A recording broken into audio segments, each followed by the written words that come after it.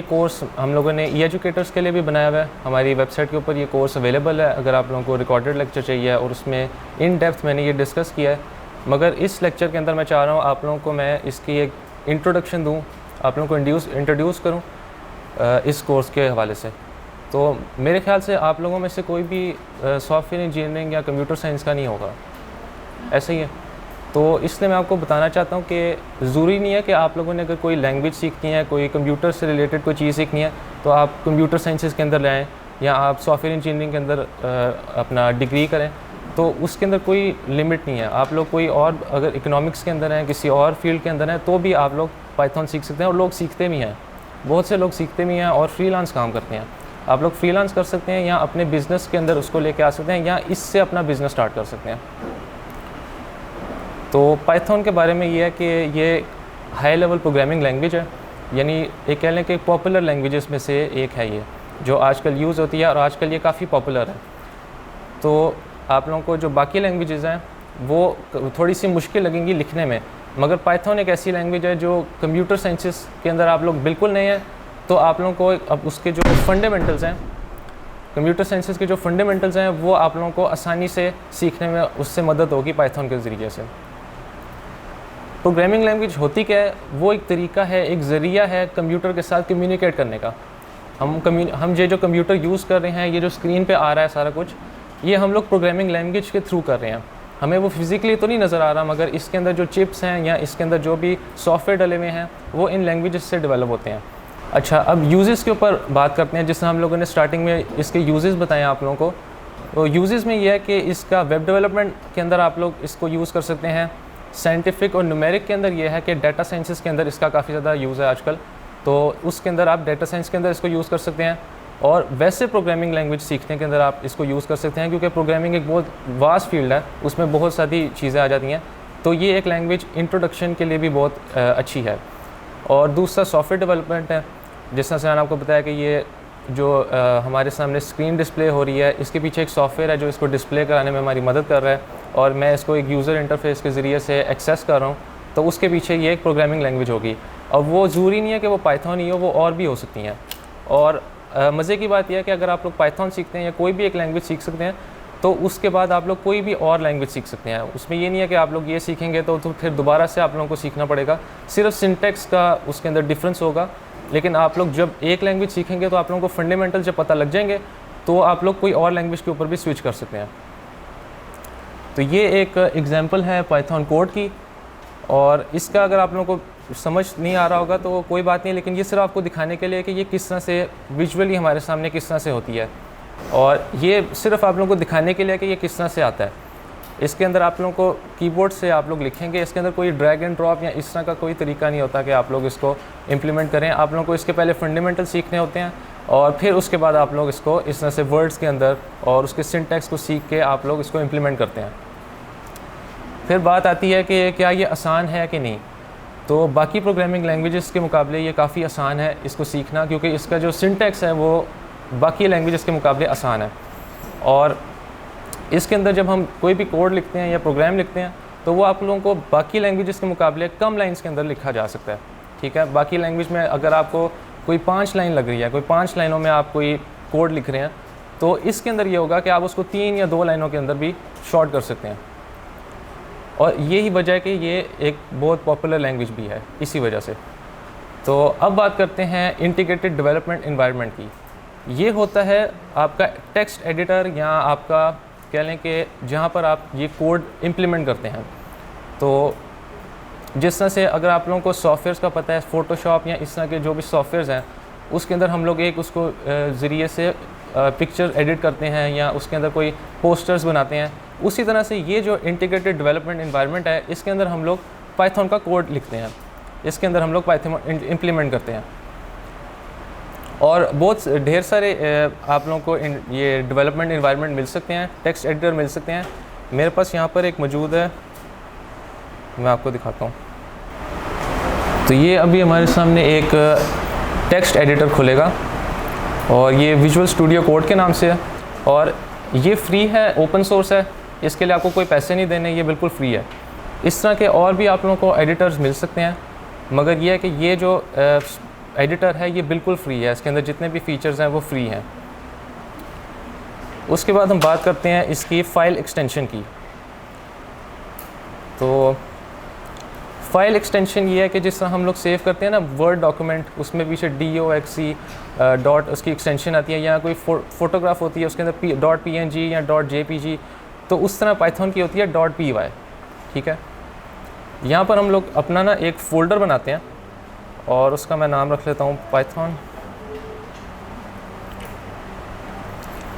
अब मैं आप लोगों को इस एडिटर के अंदर यूज़ करना सिखा रहा हूँ कि किस तरह से हम लोग एक फ़ोल्डर बना के उसके अंदर कोड लिख सकते हैं। मैं यहाँ पे एक फ़ोल्डर बना लेता हूँ।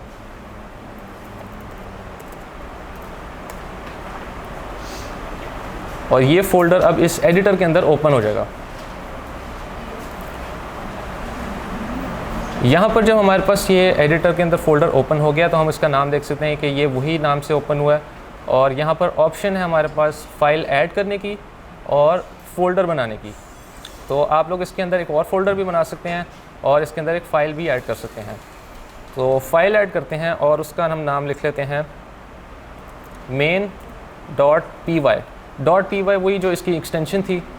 और इसको जब आप करेंगे तो आपके दूसरी स्क्रीन के ऊपर ये आपका जो फ़ाइल है वो खुल जाएगी। तो इसके अंदर आप लोग कोड अपना लिख सकते हैं, इसके अंदर कोई लिमिट नहीं है, आप लोग जितना मर्ज़ी इसके अंदर लिख सकते हैं। और हम एक बिल्कुल सिंपल सा एक फ़ंक्शन लिखते हैं जो कि बहुत ज़्यादा यूज़ होता है, उसको हम कहते हैं प्रिंट फंक्शन।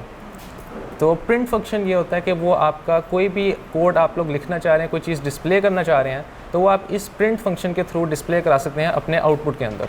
तो इसके अंदर हम लोग ये प्रिंट स्टेटमेंट लिखते हैं और उसके बाद ये राउंड ब्रैकेट्स ऐड करते हैं। इन राउंड ब्रैकेट्स के अंदर आप लोगों ने ये दो स्ट्रिंग स्टेटमेंट ऐड करनी होती हैं, इनको हम कहते हैं स्ट्रिंग स्टेटमेंट। ये जो दो कॉलन है इनको हम कहते हैं स्ट्रिंग स्टेटमेंट। इसके अंदर आप लोग कोई भी सेंटेंसेस लिख सकते हैं, कोई भी आप लोग जो भी चीज़ लिखना चाहते हैं वो हम यहाँ पे एंटर कर सकते हैं, लिख सकते हैं। जिस तरह मैं यहाँ पे कह लेता हूँ दिस इज़ अ स्ट्रिंग। ठीक है, अब आप लोगों ने इसको रन करने से पहले इस फाइल को सेव करना है। आप लोग फाइल में जाके इसको सेव भी कर सकते हैं और आप लोग कीबोर्ड के ऊपर Ctrl+S दबा के भी सेव कर सकते हैं। जैसे ही आप लोग इसको सेव कर लेंगे, आप लोगों ने इस एडिटर के अंदर राइट क्लिक करना है और यहाँ पर एक ऑप्शन आएगा run Python file in terminal. अब आप लोग के ज़हन में तो ये होगा कि अगर हम सॉफ्टवेयर कोई भी बनाते हैं तो उसका एक हमें डिस्प्ले आ रहा होता है, उसके ऊपर हम बटन्स होते हैं, उसके अंदर लिंक्स होते हैं, टेक्स्ट होता है। तो इसके अंदर ये वो डिस्प्ले नहीं हो रहा। उसकी वजह ये है कि जब हम लोग कोई भी उस तरह का सॉफ्टवेयर बनाते हैं उसके लिए एक लाइब्रेरीज़ यूज़ होती हैं। ठीक है, ये वो चीज़ है जो बिल्कुल बेसिक है। और बिल्कुल बेसिक वो चीज़ होती है जो आपकी कमांड के ऊपर खुलती है, कमांड प्रॉम्प्ट के ऊपर आप लोग उसको यूज़ कर सकते हैं। तो ये नीचे हमारा टर्मिनल है। वैसे भी अगर आप लोग अपने कंप्यूटर के ऊपर कमांड लिखेंगे तो एक कमांड प्रॉम्प्ट आ जाएगा। ये वो चीज़ है जो आप लोगों का कंप्यूटर के ऊपर अगर कोई भी चीज़ ना हो तो वो कमांड प्रॉम्प्ट बेसिक होती है। ठीक है, अगर आपके पास कोई भी पीछे ये जितना भी यूज़र इंटरफेस है वो ना हो तो कमांड प्रॉम्प्ट एक ऐसी चीज़ होती है जो बेसिक हर चीज़ उसके ऊपर हो सकती है। जिस तरह मैं इसके ऊपर फ़ोल्डर बना सकता हूँ, मैं इसके ऊपर फाइल ओपन करवा सकता हूँ और मैं इसके अंदर ये जो पाइथन का कोड है ये भी रन करवा सकता हूँ। तो अगर हम इसके ऊपर भी लिखें पाइथन, चूँकि मैंने ये इंस्टॉल की हुई है तो इसलिए ये डिस्प्ले हो रही है। तो यहाँ पर हमारे पास पाइथन का वो जो एनवायरनमेंट है वो उसके ऊपर खुल जाएगा कमांड प्रॉम्प्ट के अंदर। और यहाँ पर हम लोग उसी तरह पाइथन का कोड लिख सकते हैं। अभी हम लोगों ने लिखा था, तो यहाँ पर आप लोग देख सकते हैं कि ये प्रिंट हुआ है एंटर करने के बाद। और ये बिल्कुल बेसिक है, ये बिल्कुल समझने के लिए है। यहाँ से आप लोग बेसिक स्टार्ट होते हैं लिखना। आप लोग यहाँ से देख सकते हैं कि किस तरह से ये इम्प्लीमेंट हो रही है सिर्फ। तो अभी बिल्कुल हम लोग सिर्फ देख रहे हैं कि ये इम्प्लीमेंट हो रही है। अभी मैं इनके बेसिक टॉपिक्स के ऊपर नहीं गया। तो पहले आप लोगों को बता दूं कि हम लोगों ने फाइल एक्सटेंशन देख ली है, किस तरह से हम लोगों ने फ़ाइल ओपन करनी है, फ़ोल्डर बनाना है और टेक्स्ट एडिटर के अंदर उसको इम्प्लीमेंट करना है। तो ये था बेसिक इसका ओवरव्यू था पाइथन का। अब इसके अंदर मैं आप लोगों को वैसे बता देता हूँ कि कुछ चीज़ें होती हैं प्रोग्रामिंग के अंदर जो हमें जिनका ध्यान रखना पड़ता है। कोई रूल्स होते हैं, कुछ सेट ऑफ रूल्स होते हैं जिनका हमें ध्यान रखना पड़ता है। उसके अंदर एक होता है कि आप लोगों के वेरिएबल्स होते हैं। ठीक है, वेरिएबल्स में ये होता है कि आप लोग कोई भी चीज़ जिस तरह कोई नेम है, मैं एक नेम को स्टोर करवाना चाह रहा हूँ किसी भी फाइल के अंदर या किसी भी कंप्यूटर के सिस्टम के अंदर, तो मैं उसको एक वेरिएबल के नेम के साथ स्टोर करवा सकता हूँ। जिस तरह मैं यहाँ पर लिखता हूँ नेम, ठीक है। तो मैं यहाँ पर कोई भी नेम स्टोर करवा सकता हूँ इस वेरिएबल नेम के अंदर, ठीक है। अब मैं यहाँ पर लिख लेता हूँ अहमद, ठीक है। तो ये एक नेम आ गया हमारे पास स्ट्रिंग के अंदर, ठीक है। अब इसको मैं चाहूँ तो मैं जो मैंने ऊपर प्रिंट स्टेटमेंट लिखी थी, मैं बगैर उस स्ट्रिंग्स के ऐड किए इस प्रिंट स्टेटमेंट के अंदर ये नाम लेके आ सकता हूँ। मैंने ये प्रिंट स्टेटमेंट लिखी और इसके अंदर वो नेम कॉल कर लिया जिसके अंदर मैंने स्टोर किया था अहमद का नाम। अब मैं जब इसको सेव करके रन करूँगा तो आप देख सकते हैं कि ये यहाँ पर आ गया है अहमद, जो कि उस स्ट्रिंग के अंदर मैंने प्रिंट स्टेटमेंट के अंदर ऐड किया था। तो ये एक बिल्कुल बेसिक इंट्रोडक्शन है। अभी हम इसके बिल्कुल बेसिक जो वेरिएबल्स या इस तरह की चीज़ें उनके अंदर नहीं गए अभी हम। सिर्फ मैं आपको बेसिक एक दिखाना चाह रहा हूँ कि हम लोग किस तरह से पाइथन का कोड लिखते हैं, इम्प्लीमेंट होता है और उसके क्या यूजेस थे और ये वो सारी चीज़ें। अगर कोई सवाल अभी आप लोगों का है तो बता दें।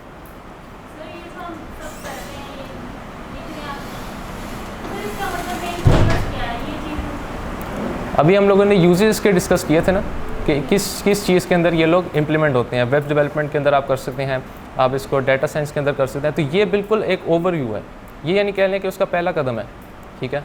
तो इसका ये फ़ायदा आप लोगों को बाद में होगा जब आप आहिस्ता आहिस्ता उसको सीखेंगे। इसका ये यूज़ है। और कोई सवाल है? क्लैरिफाई करना है कि आपने पाइथन के बारे में जो बताया है, बेसिकली जो यूजेस आप इसमें बताया है उससे रिलेटेड हम ये जो है इसमें स्टार्ट कर रहे हैं।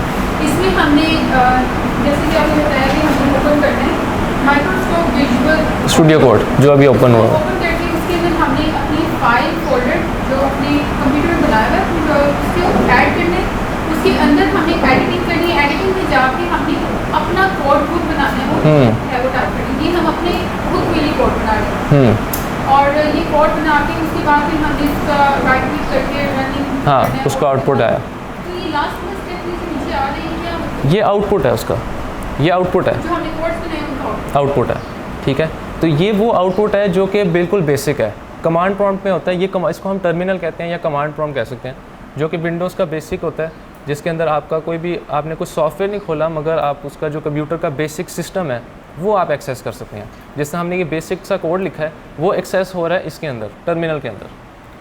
तो जब आप लोग आहिस्ता आहिस्ता सीखेंगे उसके ऊपर आपको लाइब्रेरीज़ मिलेंगी पूरा सॉफ्टवेयर बनाने की, उसका डिज़ाइन करने का और इस तरह की चीज़ें करने का। तो ये बिल्कुल पहले स्टेप्स हैं जिनको आप पहले सीखेंगे तो फिर आप लोग उसकी तरफ जा सकते हैं कि वो किस तरह से आप इसके अंदर इम्प्लीमेंट करेंगे। जी जी, सी लैंग्वेज, C++ और इसमें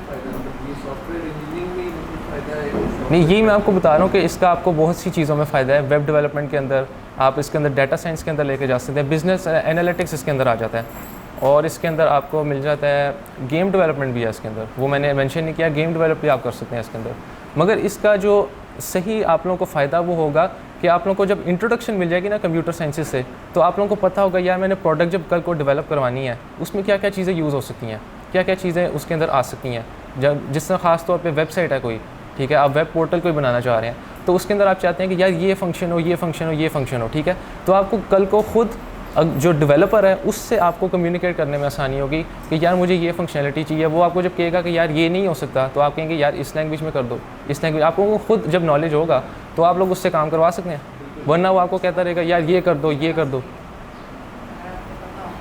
हाँ, तो आप लोगों को वैसे इसका ये एक बेसिक फ़ायदा, अगर आप लोग बिल्कुल इसके अंदर खुद नहीं लिखते तो आप लोगों को एक टीम चलानी आ जाएगी। जैसे हम लोगों ने टीम बिल्डिंग की बात की ना पहले, तो आप लोगों को टीम को चलाना आ जाएगा कि यार मैंने तुमसे ये काम करवाना है, मुझे इस चीज़ के लिए ये डेवलपर चाहिए, ठीक है। आप लोग अगले बंदे की जो एक्सपर्टीज़ है जिसको आप हायर करना चाह रहे हो उससे आप वाकिफ़ हो गए। तो इसका ये सबसे बड़ा फ़ायदा आपको। तो ये एक बेसिक था इंट्रोडक्शन। और हमारा जो इन डेप्थ कोर्स है वो हमारा ना eeducators.org के नाम से वेबसाइट है, उसके ऊपर ये इन डेप्थ कोर्स है। तो उसके अंदर मैंने ये जितना भी बेसिक वेरिएबल्स और आगे लूप्स आएंगी, इस तरह के जितने इसके टॉपिक्स हैं वो सारे इसके अंदर मैंने डिस्कस किए हैं। और उसको मैंने इस तरह से लिखा है कि आप लोगों को पूरा डिग्री नहीं करनी पड़ेगी। आप लोग जो बेसिक है ना, जो टू द पॉइंट चीज़ है वो आप लोग उस कोर्स के अंदर ले सकते हैं। जैसे अभी मैंने जो आपको बताया ना, वो सिर्फ क्योंकि टाइम थोड़ा शॉर्ट है तो मुझे जल्दी आप लोगों को करना पड़े, मगर ये है कि वो सारा जो अभी मैंने प्रोसेस आप लोगों को अभी बताया वो उसके अंदर भी मिल जाएगा आप लोगों को। तो ये चीज़ है। तो इंशाल्लाह जो बाकी हमारे सेशंस होंगे उसके अंदर भी हम इसको लेके चलेंगे। और अगर आप लोगों को अभी नहीं समझ आ रही तो आप लोग खुद अपने तौर पे ना इसको सर्च करें क्योंकि नेट पे इससे रिलेटेड बहुत सी हेल्प है।